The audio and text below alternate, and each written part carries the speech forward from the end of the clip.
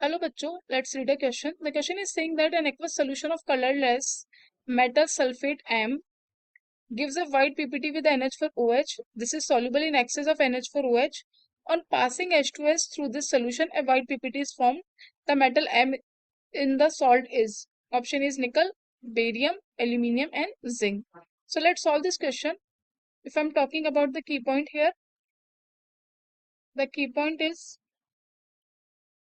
qualitative analysis of metal ion.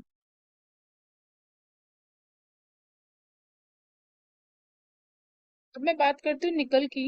निकल की reaction अगर मैं NH4OH के साथ में कराती हूँ तो निकल के साथ में जो हाइड्रोक्साइड का फॉर्मेशन होगा that is NiOH twice which also gives a white PPT. Now if I am talking about the barium plus 2 की रिएक्शन अगर मैं NH4OH के साथ में कराती हूँ तो this will also gives you barium hydroxide and it also has a white PPT. When I do the reaction with aluminium plus 3 with NH4OH तो ये भी मेरे को क्या देगा, एल्यूमिनियम हाइड्रोक्साइड देगा और उसकी भी पीपीटी का कलर क्या होगा, वाइट होगा। और इसके बाद में अगर मैं बात करती हूँ जिंक की तो जिंक प्लस 2 की रिएक्शन में NH4OH के साथ में कराती हूँ तो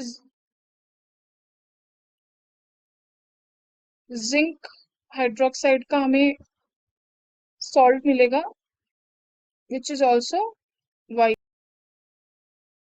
बट यहाँ जो इम्पोर्टेंट चीज है वो ये है कि निकल, बेरियम और एल्यूमिनियम इन तीनों की ही पीपीटी जो है अगर आप एक्सेस ऑफ NH4OH डालते हो तो वो डिजोल्व नहीं होती, वो क्या रहती है, इनसॉल्युबल ही रहती है।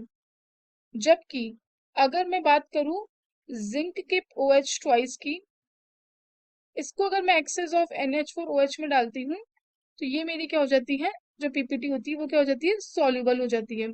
सेकंड चीज, अगर मैं यहाँ पे H2S गैस को पास करूं तो ZnS का एक पीपीटी बनता है which is also white in colour.